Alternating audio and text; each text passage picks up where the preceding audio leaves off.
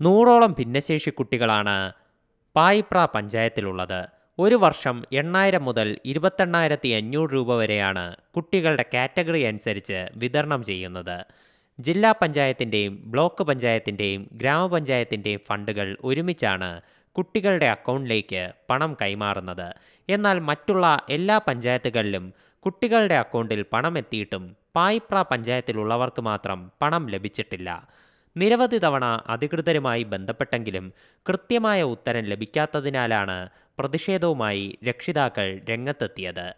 നമുക്ക് ഭിന്നശേഷി കുട്ടികൾക്ക് കിട്ടേണ്ട സ്കോളർഷിപ്പ് തുക കൃത്യമായി ഇതുവരെ പൂർണ്ണമായിട്ടും ലഭിക്കാത്തതിൻ്റെ പേരിലാണ് ഞങ്ങൾ രക്ഷിതാക്കൾ പേരൻസ് സ്നേഹ കൂട്ടായ്മ എന്ന ഒരു കൂട്ടായ്മ രൂപീകരിച്ച് ഇന്നിവിടെ ധർണ നടത്തിയിരിക്കുന്നത്. സാധാരണ നമുക്ക് നമ്മൾ അപേക്ഷ വെച്ച ഡിസംബർ ജനുവരി മാസങ്ങളിൽ ഫുൾ എമൗണ്ട് കിട്ടേണ്ടതാണ്.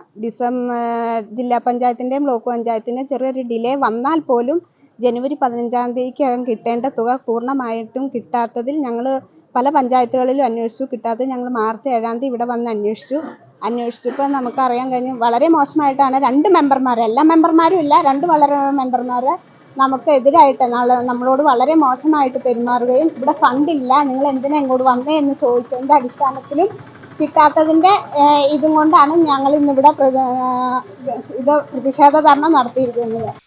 കുറച്ച് കുട്ടികളുടെ അക്കൗണ്ടിൽ പണം എത്തിയിട്ടുണ്ട്. മാർച്ച് 30-ന് മുമ്പ് പണം എല്ലാവരുടെയും അക്കൗണ്ടിൽ എത്തുമെന്നാണ് അധികൃതർ അറിയിച്ചിരുന്നത്. നവകേരള സദസ്സിൽ മുഖ്യമന്ത്രി ഉൾപ്പെടെയുള്ളവർക്ക് രക്ഷിതാക്കൾ പരാതി നൽകിയിരുന്നു. മുഖ്യമന്ത്രി ഇതിന് കൃത്യമായ ഇടപെടൽ നടത്തുകയും കാലതാമസം കൂടാതെ തന്നെ പണം എല്ലാവർക്കും നൽകണമെന്നും നിർദ്ദേശിച്ചിരുന്നു. എന്നാൽ ഇതെല്ലാം പാഴ്വാക്കായി മാറി. ഭിന്നശേഷി കുട്ടികളുടെ മാതാപിതാക്കളുടെ സംഘടനയുടെ സംസ്ഥാന പ്രസിഡന്റ് ജോസ് അഗസ്റ്റിൻ പ്രതിഷേധ ധർണ ഉദ്ഘാടനം ചെയ്തു. അതേസമയം എല്ലാ നടപടിക്രമങ്ങളും പൂർത്തിയാക്കിയെന്നും ഉടൻ തന്നെ പണം ലഭിക്കുമെന്നും ഗ്രാമപഞ്ചായത്ത് പ്രസിഡന്റ് PM അസീസ് അറിയിച്ചു. C Malayalam news, Ernakulam. പുതിയ വാർത്തകളും വിശേഷങ്ങളും ഇനി വിരൽ തുമ്പിൽ. എല്ലാ ഡിജിറ്റൽ പ്ലാറ്റ്ഫോമുകളിലും ഇപ്പോൾ സി മലയാളം ന്യൂസ് ലഭ്യം.